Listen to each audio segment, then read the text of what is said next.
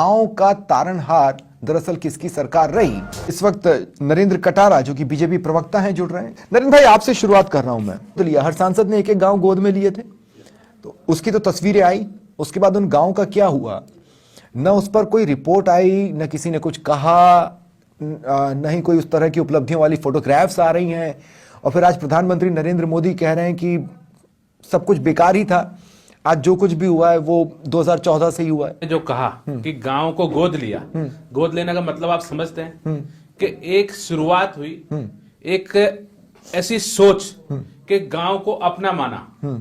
एक सांसद ने कहा इस गांव को मैं गोद लेता हूं और इसका सारा विकास, इसकी व्यवस्था, इसकी शिक्षा, यहाँ का डेवलपमेंट, यहाँ की नीति जो भी मैं कर पाऊं और जो मेरी नीति में, रीति में और आपके सार्वजनिक रूप से विकास में आता है उसका प्रयास वो करे। तो आप देखिए कितनी प्यारी सोच थी कि गांव को गोद लेना। और आप मान के चलिए जिस गांव को गोद लिया उसकी रिपोर्टें भी आप देखेंगे। और मैंने तो कम से कम 8 से 10 गांव का विजिट किया है जो गोद लिए थे। आप अलवर में जाइए, जो भूपेंद्र यादव ने जो गांव गोद लिया, वहां वो गिनाएंगे आपको करोड़ों रुपए के डेवलपमेंट हुए। अगर कोई भी सांसद किसी एक गांव के बाद दूसरे गांव को गोद लेने की स्थिति में नहीं आया तो अभी भी वहां पर बहुत गुंजाइशें हैं। विकास की गुंजाइशें हमेशा बनी रहती हैं, क्योंकि इन 10 सालों में 2014 के बाद में, जैसा कि प्रधानमंत्री जी ने कहा कि क्या मेरा इंतजार कर रहे थे, वास्तविकता यह थी कि हम जीरो से शुरू होए। ऐसे में कहूं तो कोई अतिशयोक्ति नहीं होगी। क्यों नहीं होगी कि अगर हम बेसिक चीजों की बात करें भाई, तो बेसिक चीजें ये थी कि माताएं बहनों की सबसे बड़ी समस्या जो थी वो में था खुले में शौच। आप समझिए कि एक माता और बहन को अगर दिन उगने से पहले और दिन छिपने के बाद ही शौच जा सकती थी। अगर दिन में उनको कोई असुविधा हो जाए या दिन में कोई तकलीफ हो जाए तो वो अपने आप को दर्द सहन करती थी, घर के अंदर बंद रहती थी और इस कारण कितनी बीमारियां होती थी, कितने शरीर खराब होते थे, माता बहनों को कितना आपको शर्मिंदगी महसूस करनी पड़ती थी। और उस चीज को अगर 2014 में आकर प्रधानमंत्री जी सोचते, नरेंद्र मोदी जी सोचते हैं, तो इसमें क्या हम गलत कह रहे हैं? मैं कह रहा हूं लॉजिकल है, लॉजिकल है। मैं ये कह रहा हूं मोदी जी का इंतजार ये देश कर रहा था, क्या वो सरकार ऐसा नहीं कर सकती थी जो मोदी जी? आपकी बात में पूरी तरह से लॉजिक है नरेंद्र भाई, लेकिन मैं फिर एक बात कह रहा हूं, ऐसा नहीं है कि वो रातों रात क्योटो बन गए हो। देखो रातों रात 11 साल हो चुके हैं, इस बात को ध्यान रखिएगा, गोद लिए हुए। देखो रातों रात ये बनने की बात अगर कोई करता है तो कांग्रेस या आप पार्टी करती है। हम तो हमें सतत विकास में, इंफ्रास्ट्रक्चर में और सतत सारी चीजें सने सने होती हैं, उसमें विश्वास रखते हैं। इससे पूर्व की सरकारों ने, जिसमें अटल बिहारी वाजपेयी की सरकार भी शामिल है, क्या उन्होंने गांव के लिए ऐसा कुछ नहीं किया जिसे गिनाया जा सके? जैसे गांव की सरकार का जो फॉर्मेट है पंचायती राज वाला, उसको तो आप भी अप्रिशिएट करेंगे ना। तो हम ये तो नहीं कह सकते किसी और का विजन एकदम जीरो रहा होगा। आपने बात की अटल बिहारी वाजपेयी जी की, आदरणीय प्रधानमंत्री नरेंद्र मोदी जी उसी चीज को आगे बढ़ा रहे हैं कि पूर्ववर्ती स्वर्गीय मनमोहन जी की सरकार जब बीच में आई तो अटल बिहारी जी उनको ऐसी चीजें देखे गए जिन पे अगर वो बढ़ते तो आज देश बदल चुका होता।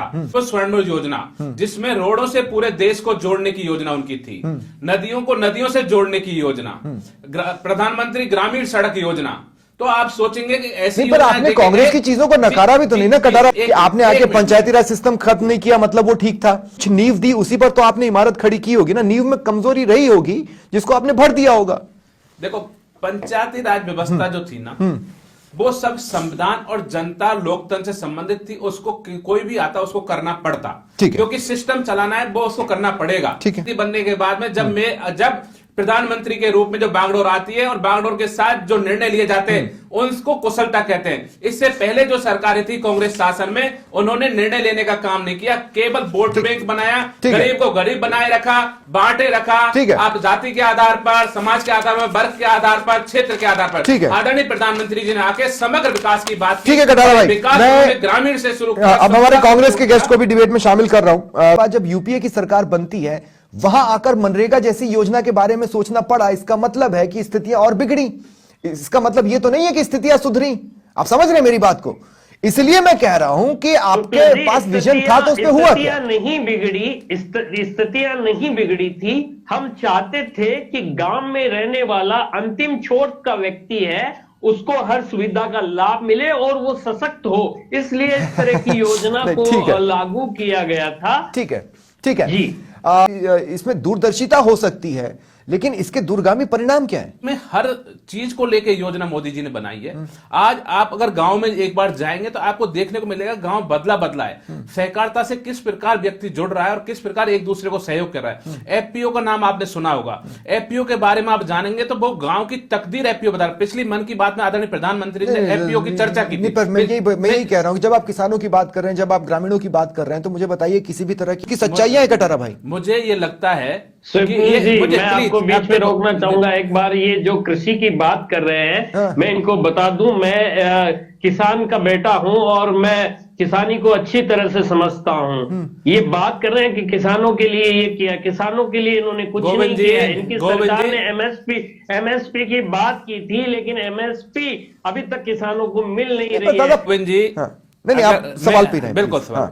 कोई सूट वूट पहन ले तो किसान ही रहता है। मेरा गांव लखनपुर है, अभी भी खेती कर रहा हूं, सरसों में पानी दे के मैं आया हूं, ठीक है ना। मैं भी किसान का ही बेटा हूं और आपसे बराबर ही किसानी जानता हूं। लेकिन सबसे बड़ी समस्या आपके नेताओं की है, लीडरशिप की है, कि वो कहते हैं क्या कि लाल मिर्ची बोया करो, हरी में पैसा कम मिलता है। तो समझो, इसलिए कांग्रेस और बीजेपी में फर्क है। तो व्यवहारिक स्तर पर और धरातल पे चीजें कम है। कंफ्यूजिंग नहीं होनी चाहिए। अब हम बात पे उस पे आते हैं। कटारा भाई 2 मिनट, आंकड़े कंफ्यूजिंग नहीं होने चाहिए।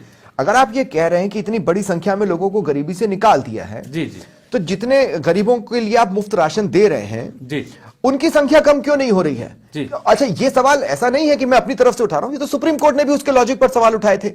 25 करोड़ लोग हमने गरीब रेखा से पार निकाले, जिसमें जो शहरों में भी हैं, जो नगरों में भी हैं, छोटे शहरों में भी हैं और गांव में भी हैं। फिर आप उसको जाएंगे तो लोग ऊपर भी आ रहे हैं और लोग कहीं ना कहीं डिस्टर्ब होते हैं, कुछ होते हैं, तो चीजें जुड़ भी रही हैं। तो डेवलपमेंट का काम जो देखा जाता है वो दिखता है कि आपकी इनकम बढ़ रही है, आप आगे चल रहे हैं, योजनाएं कितनी सफल हो रही है, योजना धरातल पे जा रही है या नहीं जा रही, उसके हिसाब से होता है। एफपीओ की बात कर रहा था, एफपीओ के बारे में आप जानेंगे तो सरकार वहां कितना सपोर्ट कर रही है, कितना जनता धरातल पे काम कर रही है, आपको जाके प्रैक्टिकल वहां मिलेगा कि नाबार्ड के सारे से और सीएसआर के माध्यम से वहां कितना काम हो रहा है। वहां के प्रोडक्ट, मैं अब भरतपुर की बात करूं तो शहद वाला प्रोडक्ट सरकार एग्जीबिशन के लिए आप अंतरराष्ट्रीय स्तर पे जाएंगे तो भी सहयोग कर रही है। आय का स्तर दुगना हो रहा है। आप ऑयल का पैकेजिंग तक का व्यवस्था कर रहे हैं। देखो, आप कृषि में आधुनिकता की बात कर रहे हैं, वो यंत्रों का उपयोग कर रहा है, उसको कोल्ड स्टोरेज में। अरे भाई, मैं आपसे एक बात बता रहा हूं, अगर किसान नहीं 2 मिनट, अब आप कर पे रहो, फिर आप कर पे रहो, मुझे ये बताओ, आप किसान हो, आपने खुद बताया अभी आप क्या करके आए हो। अगर किसानों की खर्च करने की सीमा बढ़ी है और अब वो ज्यादा पैसा खर्च कर सकते हैं, तो आपको डीएपी के दाम बढ़ा देने थे। नहीं, 2 चीजें होती है, बढ़ा देने थे भाई, वो तो कर लेता। जब एक चीज होती है, शुरुआत होती है, 2014 के बाद शुरुआत की, आज ही अगर उसकी उंगली आप छोड़ दोगे तो इतनी स्थिति मैच्योर नहीं हुई है कि उंगली छोड़ देगी। मैं आपसे ये कह रहा हूं कि जब आपने कहा था, मैंने नहीं कहा था, नहीं आपने कहा था, नहीं आपने कहा था, उंगली पकड़ने की आवश्यकता आपने कहा था, मोदी जी ने पकड़ मैंने कहा ही किसानों नहीं, की। मैंने कहा बीजेपी ने कहा था कि साल 2022 में किसानों की आय दोगुनी कर देंगे। अगर दोगुनी हो जाती तो आज आप डीएपी की रेट बढ़ा भी देते तो कहीं कोई आक्रोश नहीं होता। नहीं हुई ना दोगुनी सर, तो कौन सी चीजें बढ़ रही हैं? रेट बढ़ाने की आवश्यकता पड़ क्यों रही है? हम क्यों बढ़ाएं रेट? बताओ आप सबसे पहले मोदी जी का 2014 का कार्यकाल देखिए, उन्होंने क्या चीजें चालू की आप समझो ना। उन्होंने मृदा का टेस्ट चालू किया, क्या? खेती का टेस्ट बताता है कि मुझे किस जमीन में नींबू बोना है। लेकिन कांग्रेस को एक बात समझनी होगी, गोविंद भाई, वर्गीकरण किसान के लिए, किसान को व्यवस्थाएं दी। मैं आपको की अच्छी बात है, जनता को अगर कुछ लाभ मिलता है तो अच्छी बात है। लेकिन ये बड़े उद्योगपतियों के लोन माफ कर रहे हैं, लेकिन किसान के लोन माफ नहीं कर रहे। ठीक है, और जब तो ये सवाल बनता है,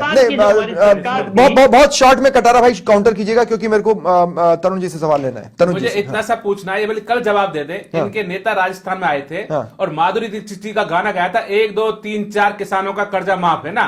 एक भी किसान पकड़ के ला दे जिसका कर्जा माफ इन्होंने किया हो। ये ऐसी झूठ की जिंदगी कांग्रेस जी रही है और हम धरातल पे जीते हैं। मोदी जी जो कहते हैं वो करते हैं। मोदी जी की गारंटी। ठीक है, आप रुक जाइए तनुज जी।